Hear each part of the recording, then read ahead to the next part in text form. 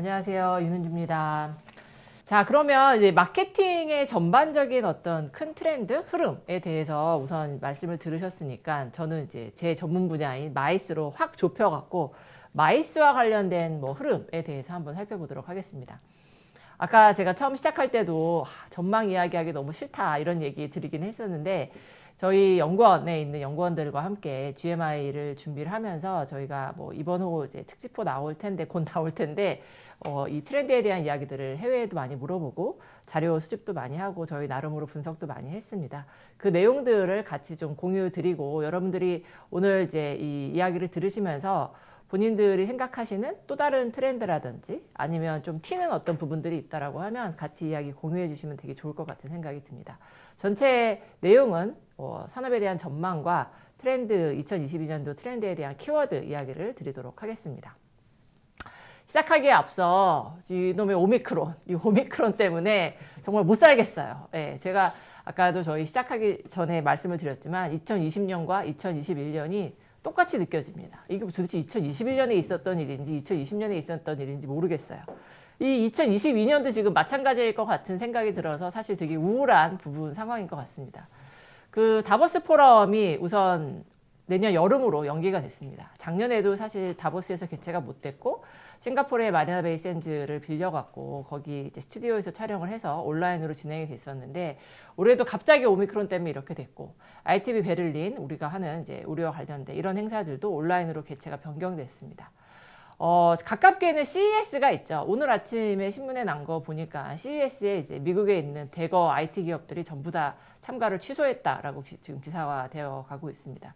이런 부분들을 보면서 이 변이가 나타날 때마다 저희 산업에 정말 이렇게 휘청휘청할 정도로 큰 영향을 주고 있어서 이 부분이 2020년에도 2021년도 처음 시작할 때도 저희가 이랬던 것 같아요. 겨울이 되면서 이렇게 바이러스의 활동이 활발해지다 보면 나타나는 현상인 것 같은데 뭐 혹자들은 이제 2024년쯤 돼서 이 변이 바이러스는 계속 나타나겠지만 이거를 그냥 이제 앞으로는 감기 정도 수준으로 생각하는 그렇게 익숙해질 때까지는 조금 계속 변화가 있지 않겠냐라는 이야기를 해주고 있습니다.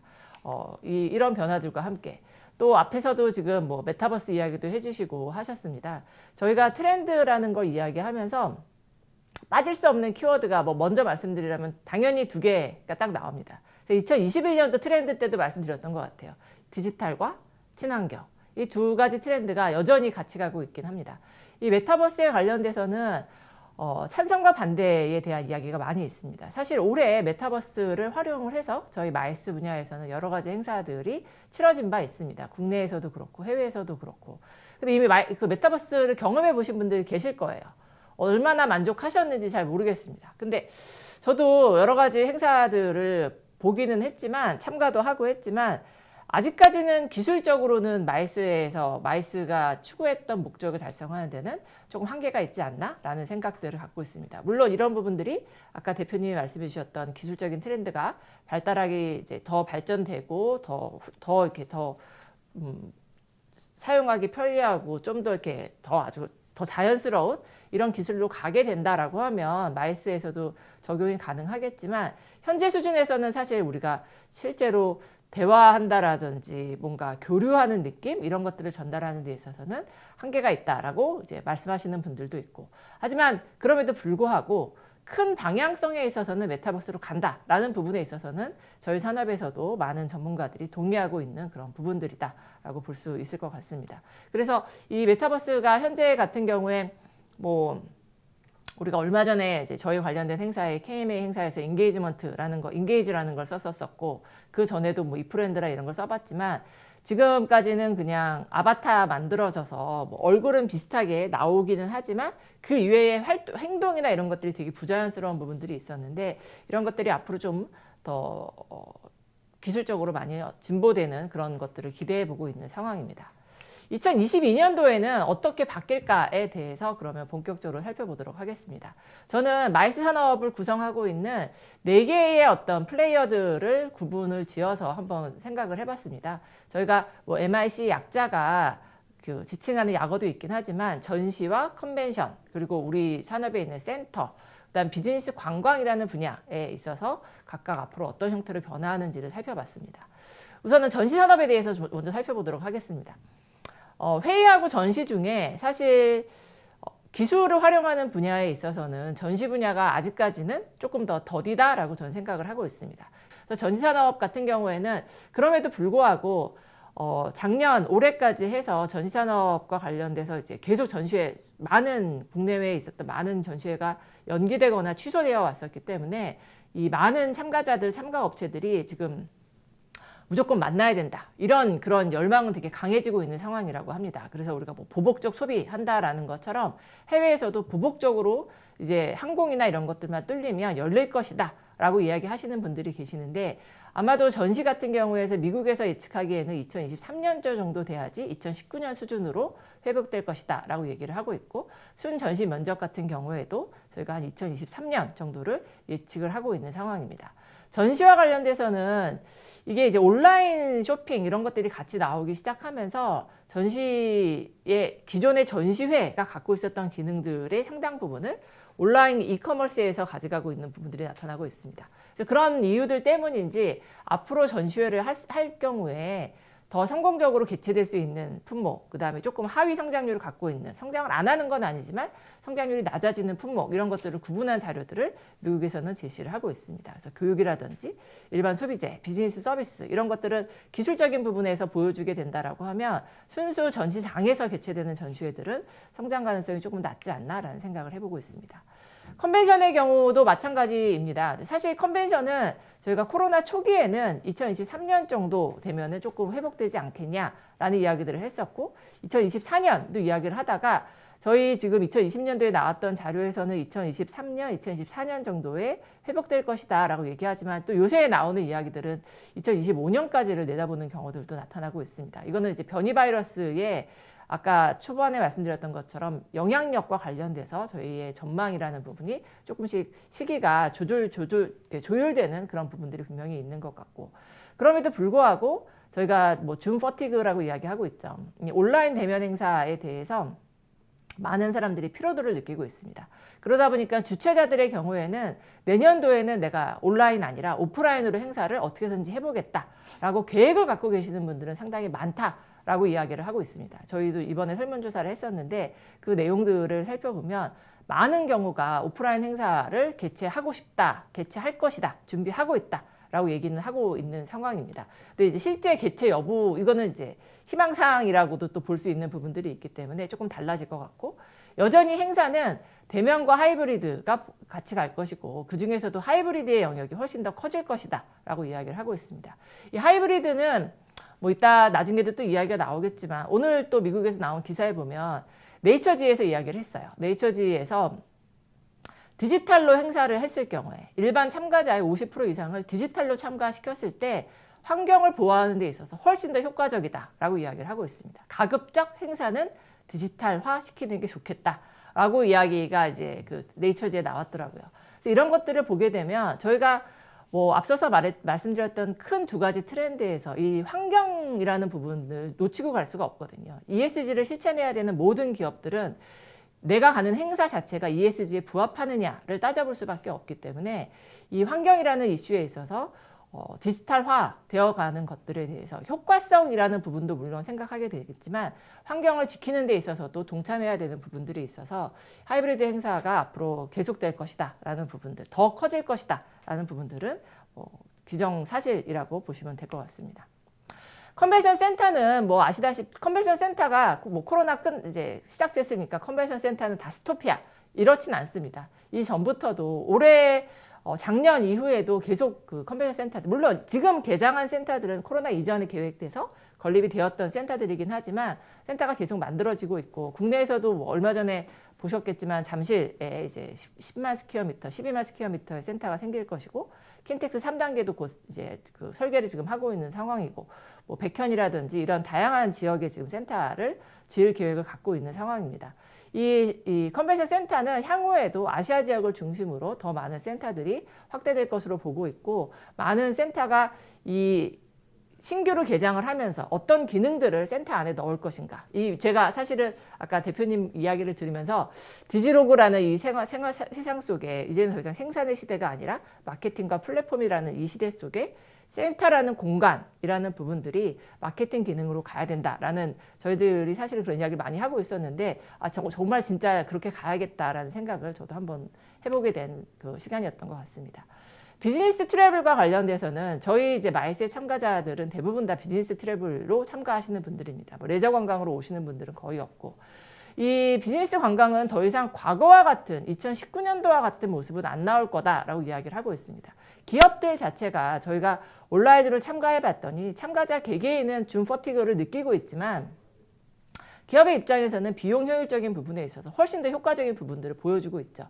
내가 이 사람을 출장을 보낸다, 뭐 출장비를 아끼고 이 차원이 아니라 이 사람을 만약에 보냈는데 이 사람이 가다가 뭐 비행기에서 간염이 된다든지 현지에서 간염이 되게 되면 간염이 돼서 왔을 경우에 이 사람으로 인한 또 손실이 일어나고 자가격리가 돼야 되고, 혹시나 돌아와서 이 사람이 그 무증상으로 있다가 주변에 있는 또 다른 동료들을 감염시킬 수 있기 때문에 안전에 관한 이슈들로 인해서 많은 기업들이 이 비즈니스 트래블에 대해서는 상당히 지금 회의적인 부분들을 보여주고 있기는 한 상황입니다. 그래서 이런 부분들이 변이가 나올 때마다 이 응답률도 마찬가지로 조금 이렇게 숫자가 줄어들 때는 조금 보내볼 생각이야 라는 이런 응답들이 올라가다가 이런 식으로 오미크론 같은 변이가 크게 나타나게 되면 또 이렇게 확 움츠러드는 그런 모습들을 보여주고 있는 실정입니다. 그렇다라고 하면 앞으로 2022년에 마이스 산업은 과연 어떻게 되어갈 것인가? 이 트렌드 키워드를 이제 저희 연구원이 이렇게 그려줬습니다. 저한테 미팅 테크놀로지, 디지털 데이터, 친환경, ESG 이런 이야기들을 쭉 그려줬습니다.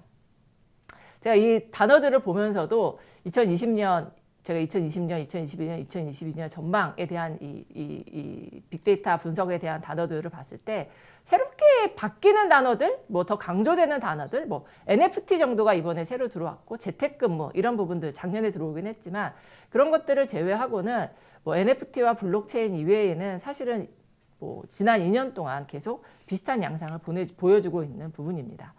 뭐 계속 강조드렸던 것처럼 하이브리드 행사로 간다라는 건 기정사실화되어 있는 부분이고, 이 하이브리드 행사를 하게 된다라고 하면 많은 해외 참가자들은 이제 온라인으로 들어오는 거고, 국내에서도 과거에는 그냥 한 도시에서 한 개최 장소에서 그 행사 하나가 개최가 됐다라고 하면 지금은 개최 장소가 좀 분산되는 모습을 보여줄 수 있겠죠. 여러 도시에서 온라인으로 묶이게 되기 때문에 플랫폼 안에서 다 같이 만나면 되는 거니까. 우리 얼마 전에 있었던 이카 총회 같은 경우에도 한국에서는 서울에서 개최가 됐고, 뭐 싱가포르라든지 다른 도시들과 엮어서 저희가 행사를 같이 했었었고, PCMA 행사 같은 경우에는 지금 계속 저런 식으로 개최가 되고 있죠. 그래서 이렇게 물론 실제 행사를 준비하고 기획하는 운영사 입장에서는 정말 많은 품이 들어가는 행사이긴 합니다.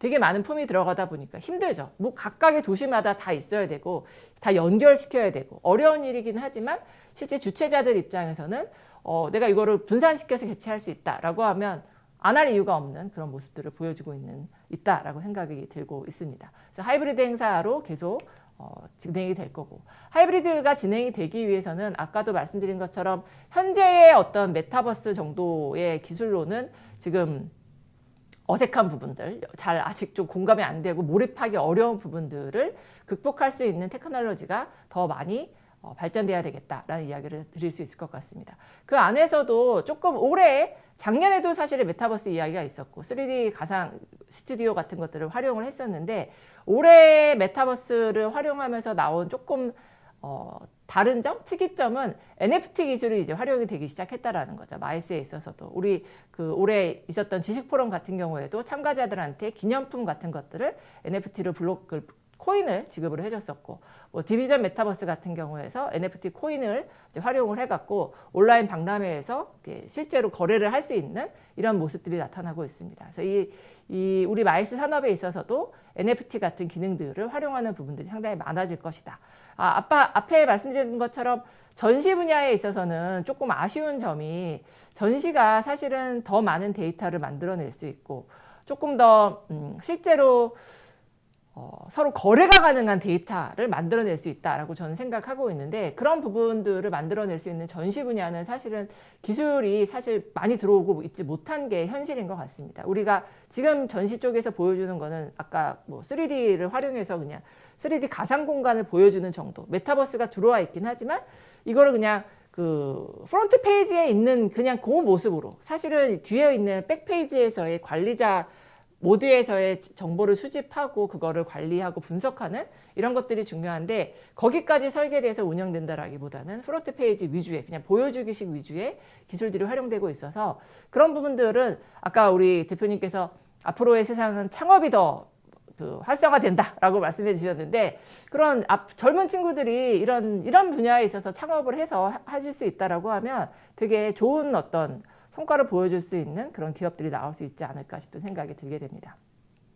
인공지능과 같이 활용될 수 있는 메타버스의 연동이 우리에게도 분명히 필요하다. 뭐 메타버스라는 게 당연히 인공지능과 연결이 될 거고 뭐 옆에 제가 슬라이드에도 적은 것처럼 이베이 같은 데서도 당연히 인공지능이 없어서는 메타버스라는 게 존재하지도 않는다라고 이야기를 하고 있지만 아직까지 마이스 분야에 있어서는 적용되는 데 있어서 조금 한계가 있는 부분들이 분명히 있다라고 말씀을 드리고요. 계속 강조드리는 여기서 그래서 온라인 하이브리드 행사를 하게 되면 하이브리드에 들어와 있는 이 사람이 여기서 어떤 세션에 참가하고 얼마나 오랫동안 참가하고 뭐 질의응답에 같이 참석을 하는지 아닌지 이런 다양한 데이터를 분석을 할 수 있습니다. 우리가 그냥 오프라인 행사만 했을 때는 사실은 이 사람이 뭐 우리가 기존에 이 이름표 같은 거에 뭐 바코드 설치해서 바코드 여기다 태깅하라 뭐 이렇게 했지만 이걸 우리가 따라다니면서 뭐 이 사람 태깅 했나 안 했나 볼 수도 없는 거고 결국은 설문조사로밖에는 결과를 알 수가 없었는데 온라인 플랫폼에서 이루어지게 된다라고 하면 이 사람의 모든 행동이 이 안에서 이루어지고 있기 때문에 데이터가 명확하게 남는 거죠. 오늘 그 이벤터스에서도 저희 웨비나 이전에 여러 가지 뭐 숫자로 보는 이벤터스 이런 그 이벤트를 하셨었는데 거기에도 나오는 것들을 보면 누가 가장 많이 참가했는지 가장 많이 참석하신 분이 상 받은 걸로 제가 알고 있는데 그런 부분들을 이제 알 수가 있는 거죠. 그 주최자 입장에서 나한테 가장 로얄한 고객이 누구구나. 요새 가장 사람들이 관심 있는 연사는 어떤 거구나. 이런 것들이 나왔을 때 사람들이 실제로 여기 와서 많이 물어보고 듣고 하는구나. 중간에 다 빠져나가는 경우들도 사실 되게 많이 있는데 그런 내용들을 우리가 분석할 수 있는 그런 플랫폼을 만들 필요가 있다. 이런 것들을 사실 우리 기존의 PCO들 같은 경우에 내지는 이벤터스에서도 지금 아마 하고 계실 것 같기는 한데 그런 부분에 있어서 좀 더 이렇게 촘촘하게 짜여져 있는 그런 플랫폼의 설계가 반드시 필요하겠다라는 생각을 해보고 있습니다. 그리고 이제 이 아까 뭐 계속 나왔던 줌 퍼티그처럼 참가자들이 이 온라인상에서는 지금 몰입의 문제, 그 다음에 네트워킹이 만났을 때와는 아직까지는 효과가 직접 만난 거하고는 비교할 수 없다 보니까 이런 것들을 어떻게 더 높여줄 것인가 라는 부분에 대해서 고민을 많이 하고 있습니다. 제가 코로나 시작했을 때도 그런 이야기 했던 것 같아요. 기획자한테 요새 필요시 되는 것 중에 하나가 갑자기 화면으로 모든 게 다 화상회의로 바뀌다 보니까 사람들이 나 혼자 와서 떠드는 지금도 저희 앞에 그냥 카메라만 잔뜩 있고 저 혼자 떠들고 있는데 제가 여러분들이 어떻게 듣고 계시는지 반응을 알 수가 없잖아요. 이런 부분들을 기획자가 그러면 사전에 쭉 한번 이 연사하고 이야기를 하면서 이거에 대해서 어떤 반응들이 나올 것 같다라는 거를 이 스피커하고 같이 기획을 할 필요가 있겠다. 거기서 요 포인트에서는 뭐 동영상을 보여준다라든지 뭐 질의응답을 받는다라든지 설문조사를 한다라든지 이런 이야기들을 2020년 그 코로나 초기에 했었는데 그런 기능들이 현재도 상당히 중요해지고 있는 상황입니다. 방송과 마찬가지로 되는 거죠. 완전히 대본이 딱 짜여져서 대본 기반의 스피커도 내가 하고 싶은 이야기 그냥 마음껏 주어진 시간 동안에 떠드는 게 아니라 그런 것들을 할 수 있게끔 그런 것들을 유도하는 게 상당히 중요해지고 있고 그런 부분에 있어서 요새는 이제 가상인간 같은 것들을 저희들도 활용을 하고 있습니다. 그래서 사회 같은 것들을 가상인간이 보는 이러한 형태들이 나타나고 있는 모습을 보실 수 있고 전체 이제 코로나로 인해서 만나지 못하다 보니까 모든 이제 그 중앙 집권화됐던 영역이 분배의 영역으로 바뀌어 나가고 있습니다. 이런 부분에 있어서는 저희가 행사의 영역에서 생각해 봤을 때 기존의 뭐 대형 행사, 초대형 행사로 세계 대회 이런 것들이 이제는 쪼개져 갖고 각각의 분야에서 나타나는 모습들을 보실 수 있지 않을까 싶습니다. 그래서 오히려 소규모 그 대신 훨씬 더 우리가 지금까지 1년에 뭐 13,000건 정도의 전 세계에서 행사가 개최됐다라고 하면 개최 건수는 훨씬 더 커질 수 있다. 참가자 숫자가 늘었다라기보다는 개최 건수 자체가 훨씬 더 늘어나는 이런 모습들을 보여줄 수 있지 않을까. 그런 의미에서도 또 아까 처음에 말씀해 주셨던 창업의 기회가 훨씬 더 우리에게 많이 있지 않을까 싶은 생각이 들고 가장 중요한 ESG. 물론 온라인으로 행사를 한다고 해서 뭐 환경이 그러면 완벽하다, 환경을 다 완벽하게 보호할 수 있다, 그건 아닙니다. 그 디지털 폴루션도 나오고 있기 때문에 더군다나 이렇게 와이파이라든지 고화상도 이런 것들을 하게 되면 더 많은 디지털 폴루션이 나온다라고 이야기를 하고 있죠. 하지만 그럼에도 불구하고 비행기를 타고 왔다 갔다 하는 것보다는 훨씬 더 환경적으로 좋다라는 이야기를 하고 있다라는 부분에 있어서 저희 PCO나 우리 행사를 하는 사람들, 센터한테 주어지는 어떤 문제의 심각성에 대한 그런 부분들에 대해서 저희가 한번 고민을 해봐야 되지 않을까 싶고, 앞으로의 행사에서는 반드시 지속 가능성이라는 부분들을 고민을 해야 될 것 같다라고 생각을 하고, 그런 관점에서 지속 가능성과 함께 ESG를 실천하는 기관으로 컨벤션 뷰로의 기능이 상당히 확대되고 있습니다. 그러니까 기존의 컨벤션 뷰로가 행사를 유치하고 행사한테 지원금을 주고 뭐 PCO들, 협회들, 주최자, 뭐 지역의 뭐 숙박업체라든지 이런 사람들과 우리가 활동을 했다라고 하면, 현재 CBB한테 주어지는 기능은 지역사회에 어떤 가치를 창출시킬 것인가, 행사를 통해서. 이 행사가 단순히 한 번 왔다 일회성으로 끝나는 게 아니라 지역의 산업적인 비즈니스에 성과를 줄 수 있는, 그래서 비즈니스 레가시라고 저희가 요새 계속 이야기를 하고 있는 그런 부분들의 중추적인 역할을 이 CBB가 해야 되는 그 부분으로 변화되고 있습니다. 그런 관점에서 덴마크 코펜하겐 컨벤션 뷰로가 요새 상당히 잘하고 있다라고 여러 매체에서 많이 나오고 있는데, 레가시를 측정하는 방법에 대해서도 고민을 많이 하고 있고, 레가시가 실제로 발생하도록 그런 부분들에 있어서 협업을 유도하는 그런 사업들을 하고 있습니다. 두바이 같은 경우에는 사실은 두바이 경제부와 두바이 관광부가 분리되어 있다가 올해 두바이 경제관광부로 합쳐졌습니다.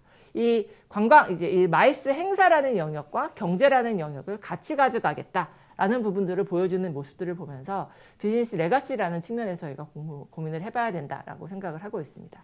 서머리를 하면 뭐 마지막에 나와 있는 것처럼 하이브리드 행사가 전반적으로 계속 갈 것이고, 또 맨 끝에 나와 있는 지속 가능성이 가장 저희한테 지켜야 할 두 가지 큰 속성이라고 생각을 하고 있고, 뭐 너무나 아쉽게도 이 두 가지는 2020년부터 지금까지 계속 동일하게 나오는 그런 속성인 것 같습니다. 다만 우리가 2020년에 마이크로소프트의 그 대표가 말했던 것처럼 코로나로 인해서 지난 3년에 있었어야 될 것들이 갑자기 다 이루어지는 것처럼, 코로나로 인해서 지속 가능성과 하이브리드도 원래는 코로나가 아니었다라면 사실은 좀 아직은 먼 시간을 두고 우리가 고민했을 문제가 어떻게 더 빨리 실천을 할 것인가 라는 부분이 저희한테 주어진 큰 숙제가 아닐까 싶습니다. 여기까지 저는 오늘 발표 내용을 준비를 했고요. 뭐 마찬가지로 여러분들이 질의응답을 해주시면 내용을 같이 좀 받아보고 같이 대답을 드려보도록 하겠습니다.